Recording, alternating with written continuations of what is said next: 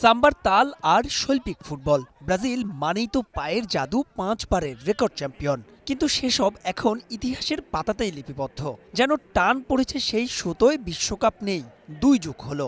এবার কি তবে কার্লো অ্যাঞ্চেলোত্তির অধীনে ঘুচবে সেই অপেক্ষা? তবে তারও আগে আলোচনায় কারা হবেন সেই স্বপ্ন সারথি, অর্থাৎ বিশ্বকাপের বহরের টিকিট মিলবে কোন 23 জনের। যদিও দ্য গ্রেটেস্ট শো অন আর্থের বাকি মাস চারেক, তবে 4 বছর পর পর আসে বলেই তো এত অপেক্ষা। ব্রাজিলের সম্ভাব্য স্কোয়াডের সবচাইতে আলোচিত নাম বোধ হয় নেইমার জুনিয়রের থাকা না থাকা।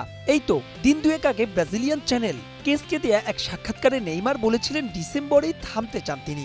সেলেসাওদের ইতিহাসের সর্বোচ্চ ৭৯ গোলদাতার কণ্ঠে বিশ্বকাপে শেষ সুযোগের অপেক্ষা। কিন্তু বাস্তবতা কি বলছে?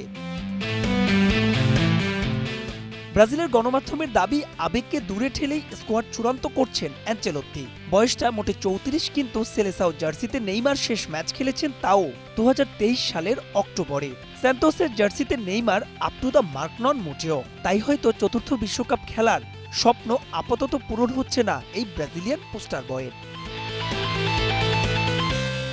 আগামী মাসের ফিফা উইন্ডোতে সাবেক চ্যাম্পিয়ন ফ্রান্স ও রানার আপ ক্রোয়েশিয়ার বিপক্ষে দুটো প্রীতি ম্যাচ খেলবে ব্রাজিল। তাহলে প্রশ্ন, ২৬ আর ৩১ মার্চের সেই 2 ম্যাচের সুযোগ মিলছে কাদের?